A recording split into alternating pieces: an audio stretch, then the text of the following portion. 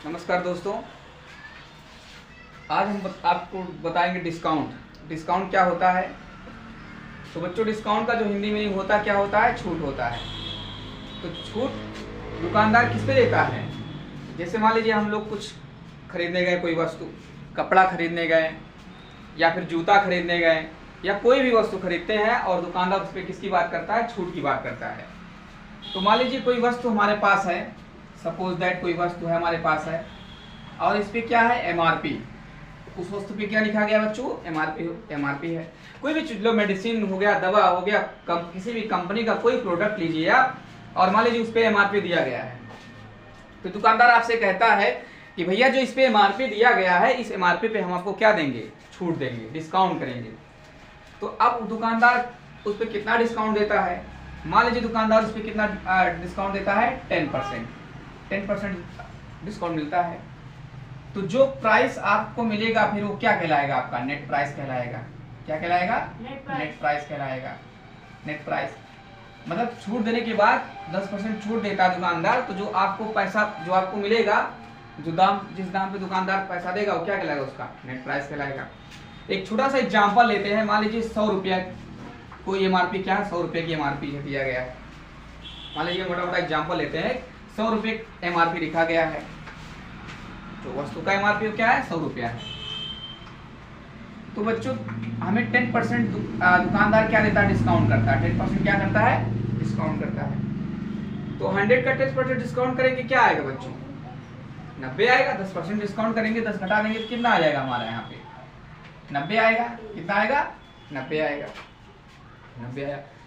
100 रुपये का 10% डिस्काउंट करने के बाद कितना आया, 90 रुपये आया। तो मान लीजिए बच्चों दुकानदार है, मान लीजिए दुकानदार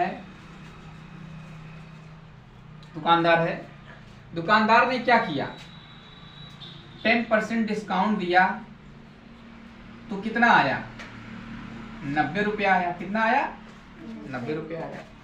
तो इस 90 रुपये पे क्या कर रहा है, सेलिंग प्राइस का कहलाएगा ना, मतलब वस्तु को 90 रुपये में क्या कर रहा है, बेच रहा है। तो ये क्या कहलाया बच्चों, सेलिंग प्राइस कहलाया। दुकानदार के लिए क्या कहलाया, सेलिंग प्राइस कहलाया। और यही चीज दुकानदार के लिए क्या कहला रहा है, सेलिंग प्राइस कहला रहा है। इसके दुकानदार ने क्या किया, 90 रुपये में क्या किया, बेचा। तो दुकानदार के लिए क्या कहलाया, सेलिंग प्राइस कहलाया।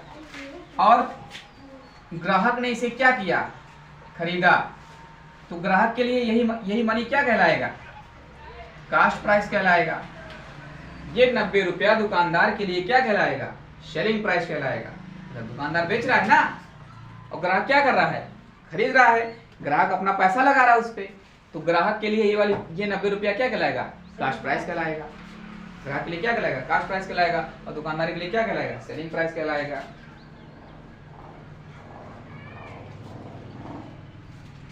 तो डिस्काउंट की अगर बात करते हैं, डिस्काउंट की बात करते हैं अगर, तो डिस्काउंट कैसे मिलेगा आपको, जो एमआरपी रहेगा। डिस्काउंट की बात करते हैं, नेट प्राइस कैसे निकलेगा बच्चों, नेट प्राइस कैसे है, पहले नेट प्राइस की बात कर लेते हैं। हमारा जो नेट प्राइस आएगा, उस नेट प्राइस कैसे निकलेगा, नेट प्राइस जो हमारा निकल रहा है वो कब आ रहा है, एमआरपी से क्या माइनस कर रहे हैं, एमआरपी से क्या माइनस कर रहे हैं, डिस्काउंट माइनस कर रहे हैं। एमआरपी से क्या माइनस कर रहे हैं, डिस्काउंट माइनस कर रहे हैं ना। तो हमें क्या मिल रहा है बच्चों, नेट प्राइस मिल रहा है। एमआरपी से डिस्काउंट माइनस करने के बाद हमें क्या मिला बच्चों, नेट प्राइस मिला। और डिस्काउंट कब निकलेगा,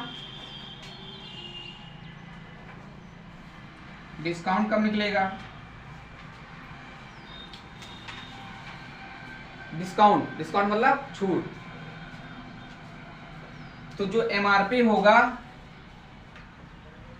माइनस क्या कर देंगे, सेलिंग प्राइस कर देंगे। जो नेट प्राइस वास्तव में क्या है, सेलिंग प्राइस ही तो है। जो नेट प्राइस वास्तव में क्या है, सेलिंग प्राइस है। इसको हम लोग शॉर्टकट में क्या बोल सकते हैं, सेलिंग प्राइस भी कह सकते हैं। वास्तव में जो नेट प्राइस है वो क्या है, सेलिंग प्राइस है। तो दुकानदार ने जो MRP से डिस्काउंट किया तो नेट प्राइस है उसको क्या सेलिंग प्राइस कहलाया। अब मान लीजिए हमें डिस्काउंट पता लगाना है तो डिस्काउंट इधर कर देंगे, सेलिंग प्राइस क्या कर देंगे, इधर कर देंगे। तो हमें डिस्काउंट पता चल जाएगा। MRP से जो सेलिंग प्राइस जितने भी दुकानदार बेच रहा है वो क्या कर देंगे, MRP से माइनस कर देंगे। तो डिस्काउंट कितना डिस्काउंट दिया हमारे क्या होगा, डिस्काउंट पता चल जाएगा बच्चों, पता चल जाएगा।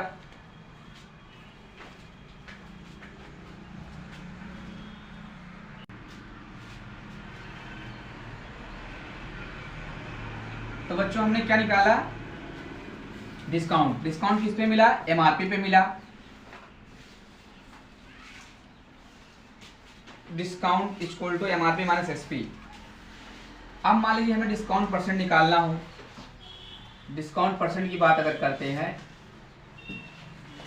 तो चूंकि डिस्काउंट किस पे मिला है, MRP पे मिला है, तो छूट परसेंट अगर हम जो डिस्काउंट हमें मिल रहा है, अगर हम उसके परसेंट की बात करें कितना परसेंट हमें डिस्काउंट मिला, कितना परसेंट डिस्काउंट मिला, तो किसके रिस्पेक्ट में बात होगा, MRP के रिस्पेक्ट में बात होगा, क्योंकि MRP जो हमारा प्राइस होता है उसी के रिस्पेक्ट में बात करेंगे। तो डिस्काउंट इक्वल टू क्या हो जाएगा, MRP minus selling price upon में क्या, MRP। या बहुत जगह आपको MP भी लिखा मिलेगा मार्क प्राइस, तो MRP माइनस SP अपान में MRP और इनटू क्या हो जाएगा बच्चों 100। इससे क्या आ जाएगा, डिस्काउंट परसेंट आ जाएगा, मतलब डिस्काउंट कितना परसेंट आपको छूट मिला है। शॉर्ट फॉर्म में ऐसे भी लिख सकते हो बच्चों, mark price minus selling price upon में मार्क प्राइस इंटू 100।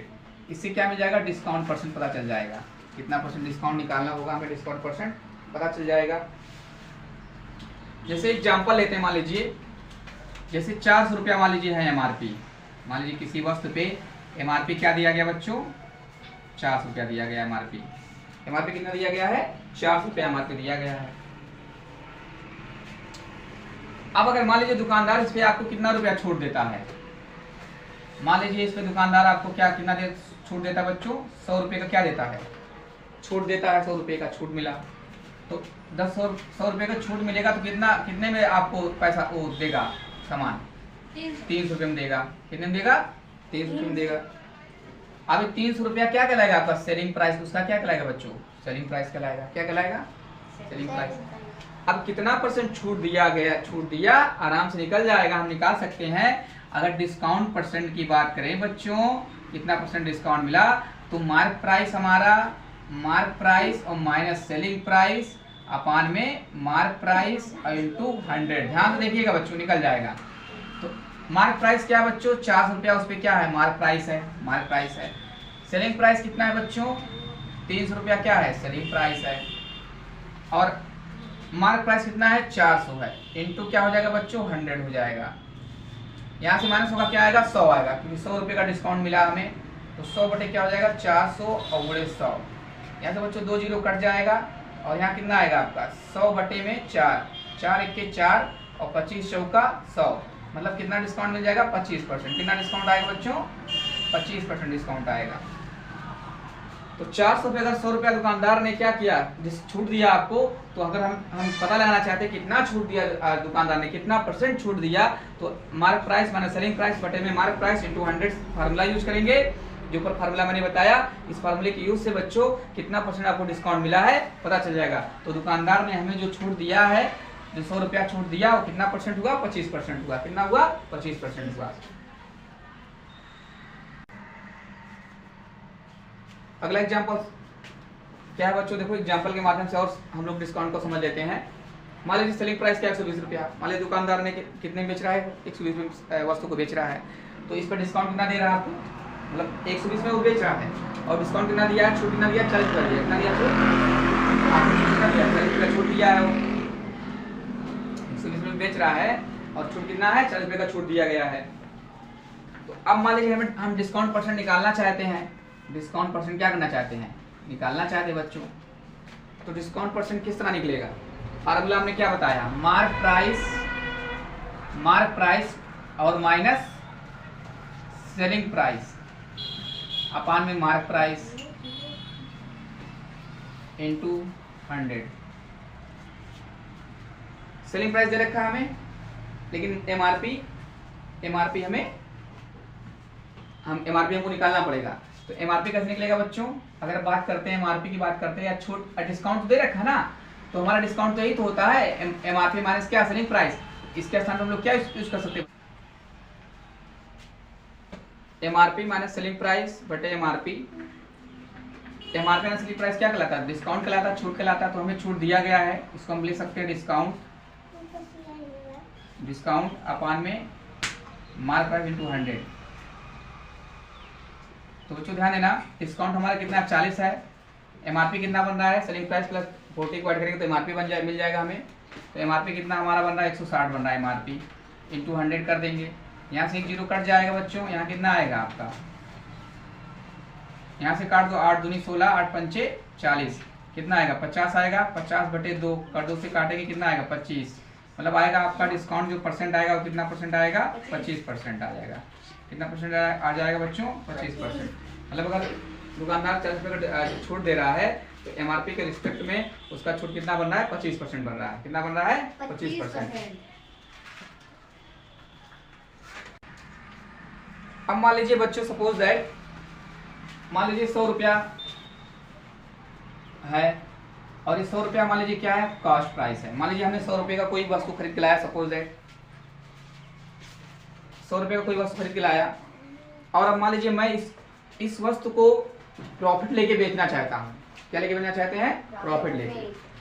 तो हम मान लेते हैं इस वस्तु पे 120 रुपये का प्रॉफिट लेंगे, तो ये वस्तु कितने में बेचेंगे? 120 रुपये में। तो मान लीजिए ये है हमारा क्या कहलाएगा बच्चों? मार्क प्राइस कहलाएगा। क्या कहलाएगा? Mark price. क्या कहलाएगा ये? मार्क प्राइस कहलाएगा। 120 रुपया क्या कहला रहा है? मतलब 100 रुपये का मैंने कोई वस्तु खरीदा और उस पर 20 रुपया और एक्स्ट्रा जोड़ के मैं वस्तु को 120 रुपया क्या बना दिया? उस पर एमआरपी बना दिया। इस वस्तु को 120 रुपये में इसका मार्क प्राइस है, 120 रुपये में क्या करना है? बेचना है। अब मान लीजिए कोई ग्राहक आता है, फिर हमने कहा भैया ये वस्तु 120 रुपये का आपको मिलेगा, एमआरपी क्या है? 120 रुपया है। तो दुकानदार हमसे कहता है भैया इस पर जरा कुछ छूट दीजिए हमें। दुकानदार हमसे क्या मांगता है? छूट मांगता है। तो चूंकि मैंने इसमें 20 रुपया ऐड कर रखा है तो भाई मेरा 20 रुपया प्रॉफिट है।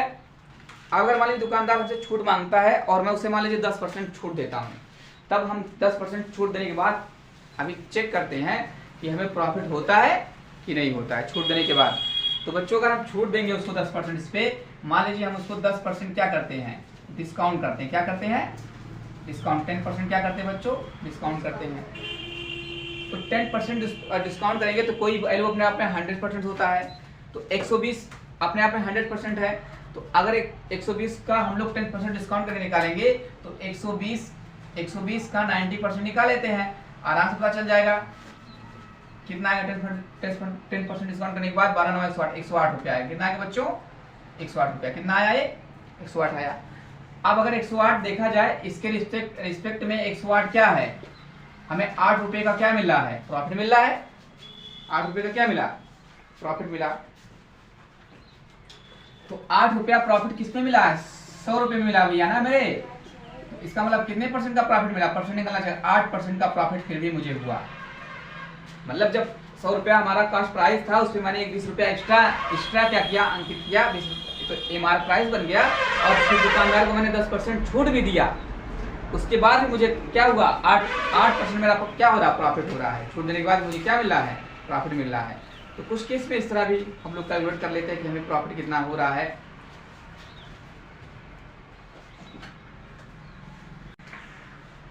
तो डिस्काउंट में एक दूसरा टाइप और डिस्काउंट होता है, उसको बोलते हैं हम लोग कर्मिक बट्टा बोलते हैं। क्या बोलते हैं? कर्मिक बट्टा, या फिर इंग्लिश में बोलते हैं सक्सेसिव डिस्काउंट।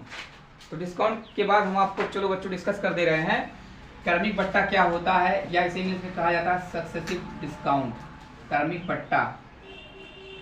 बट्टा कह सकते हैं, या फिर इंग्लिश में इसे बोलते हैं सक्सेसिव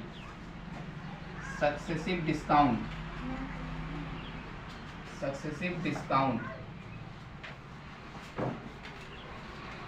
कर्मिक बट्टा होता क्या है? मान लीजिए लगातार 2 डिस्काउंट मिले, किसी एमआरपी पे लगातार डिस्काउंट मिले। जैसे फॉर एग्जांपल मान लीजिए कोई वस्तु है, उस पर एक बार कहा जाए इस पे X% डिस्काउंट है, फिर कहा जाए इस पे Y% डिस्काउंट है। एकल छूट, इसको क्या बोलते हैं? एकल छूट। मतलब एक साथ उस पर जो छूट दिया जाए, एक बार x% डिस्काउंट, एक बार y% डिस्काउंट। तो इस पे जो फार्मूला बनता है, एक फार्मूला बन जाता है, होता है वो फार्मूला होता है x + y - x × y अपान में क्या 100। इस फार्मूले से बच्चों डायरेक्ट डिस्काउंट, सक्सेसिव डिस्काउंट या एकल डिस्काउंट क्या हो जाता है पता चल जाता है, क्रमिक बट्टा क्या होता है पता चल जाता है। तो मान लीजिए किसी व्यक्ति ने कहा भैया कोई वस्तु है उस पर हम आपको 20% भी डिस्काउंट देंगे और कितना देंगे 10% डिस्काउंट। इसी को क्या बोलते हैं, 20% डिस्काउंट मिलेगा आपको और फिर 10% भी डिस्काउंट मिलेगा, इसको क्या बोलेंगे सक्सेसिव डिस्काउंट। तो कितना डिस्काउंट देगा आपको, इस फार्मूले से निकल जाएगा बच्चों 20 + 10 - 20 × 10 और बटे में 100। तो 2 0 ये कट जाएगा बच्चों और कैलकुलेट करेंगे तो क्या आएगा, ये हमारा यहाँ पे आ जाएगा 30 - 2, तो कितना आ जाएगा बच्चों 28%। कितना आ जाएगा 28%। तो एकल छूट क्या बनेगा, क्रमिक बट्टा जो है यहाँ पे सबसे डिस्काउंट है वो एकल छूट क्या बन जाएगा, सबसे डिस्काउंट क्या बन जाएगा 28%। मतलब कितना छूट बन जाएगा हमारा 28% बन जाएगा। और भी एग्जाम्पल लेके समझ सकते हैं, जैसे मान लीजिए अभी कोई कहे 30% की छूट की बात करे, फिर उसके बाद 20% छूट की बात करे, तो दोनों मिला के कितना छूट बनेगा, कितना छूट मिलेगा, एकल छूट क्या बनेगा।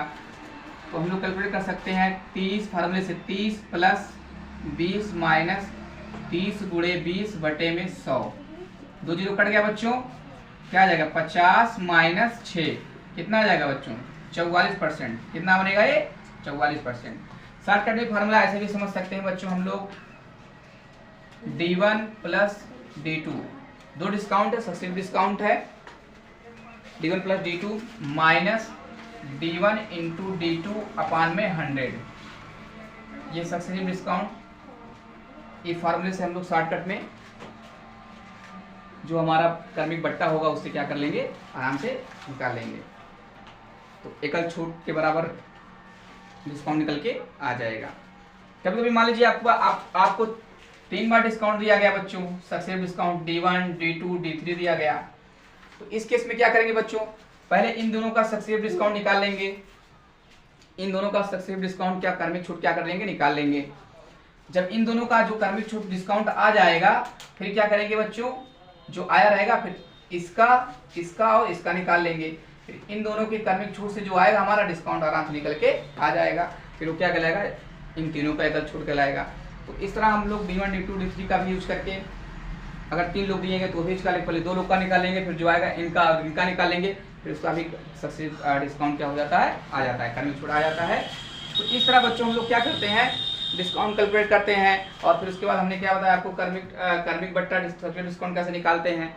तो इस तरह हम लोग कोई भी वस्तु का डिस्काउंट कैलकुलेट करेंगे और सक्सेसिव डिस्काउंट कैलकुलेट करेंगे। तो दैनिक जीवन में डिस्काउंट का बहुत यूज होता है, कोई भी मार्केट में कोई भी वस्तु खरीदने आते हैं तो उस पर डिस्काउंट की बात होता है। तो इसके बारे में बच्चों आपको जानकारी होना चाहिए और इसे प्रैक्टिस कीजिएगा, फार्मूला याद कर लीजिएगा, इस पर न्यूमेरिकल भी प्रैक्टिस कीजिएगा।